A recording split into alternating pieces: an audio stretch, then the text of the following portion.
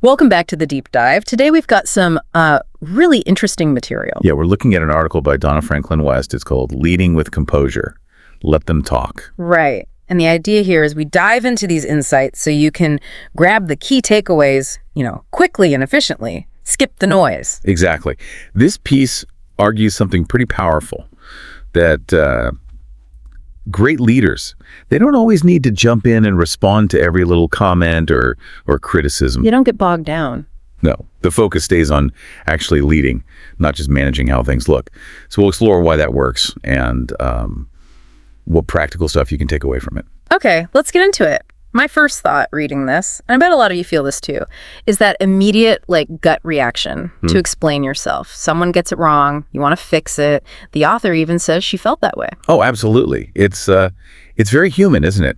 We want to be understood, seen correctly. It feels necessary sometimes. Yeah, like a default setting. Right. But what's interesting is how she kind of moves past that initial impulse. She realizes maybe that's not always the best use of energy, especially if you're trying to lead. Which brings us to the next point, that whole pitfall of, over-explaining. She has this line, the people who are truly growing don't have time to explain themselves to everyone. That hit me. Always looking back to clarify might actually hold you back. It really can. Think about it. Leadership is about moving forward, right? Setting direction. Yeah. So every minute you spend justifying or re-explaining minor stuff, Right. It's a minute you're not spending on that forward momentum. It can even make you seem less certain. Okay, I see that. It distracts from the main goal. Exactly.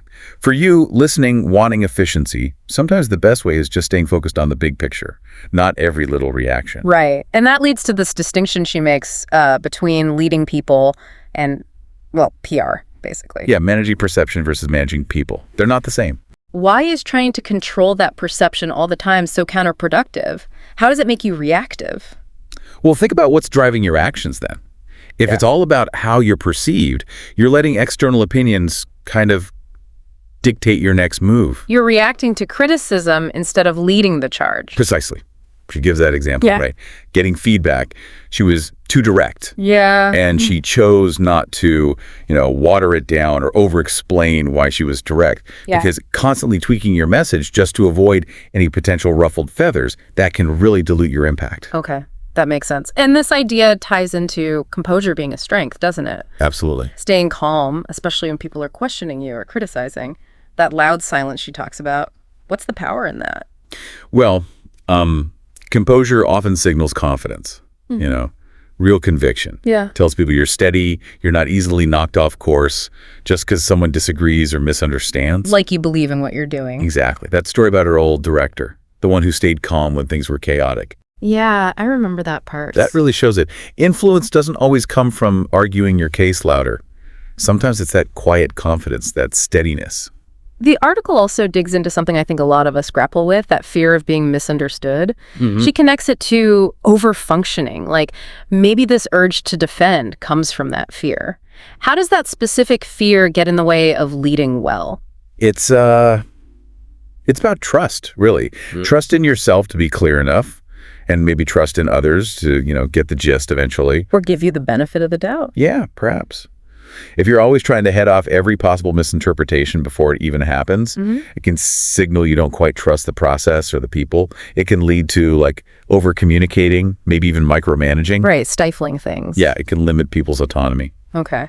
And then there's that other tough lesson she mentions, letting go of needing everyone to like you. Ah, yes. That's a big one in leadership. She says it's not about popularity, it's about respect and trust. The example she used with her kid and screen time. That really landed, didn't it? It did, because it shows how doing the right thing, the responsible thing, isn't always the thing that makes you popular right then and there. No, it often isn't.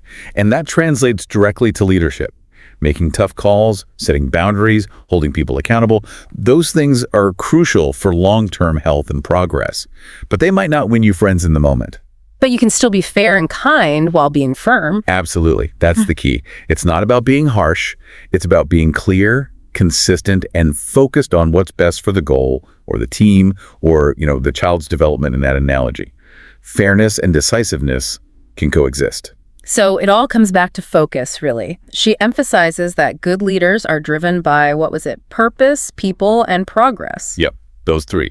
That should be where the energy goes, she argues, not constantly trying to manage how everyone else sees things. Exactly. And thinking about you, the listener, aiming for that efficient understanding, this just hammers on the need to filter. Focus on those core drivers. Purpose, people, progress, external noise. It happens, but don't let it throw you off track. She gives some practical tips, too, in that what you can try this week section. The first one I liked was asking yourself, is this about clarity or control? When you feel that urge to jump in and defend. Yeah, that's a great little check-in question. It forces you to look at why you want to explain. Right. Are you truly trying to help someone understand something important? Or are you trying to manage their opinion of you? Just knowing the difference is huge. Okay, and the next tip. Give yourself permission to say nothing. Let your actions speak. That feels hard. Counterintuitive. It does, doesn't it? Yeah. But there's a certain power in not reacting immediately. You can actually signal more confidence. Like, you don't need to engage with every single take. You let the results do the talking instead. Exactly. Yeah. Like, she sees your consistency over time. That often says way more than a quick comeback ever could. And the last practical point ties it all up. Remind yourself of your leadership goals. Don't trade your long-term impact for a short-term approval fix. Yeah, keep your eyes on the prize, essentially. It's tempting to want everyone to be happy with you now, but real leadership often means making choices that serve the bigger picture, even if they're not popular or perfectly understood right away. So true. The author wraps up with some really strong lines. Your consistency will speak louder than your rebuttals ever could, and your integrity doesn't require an audience. Powerful stuff.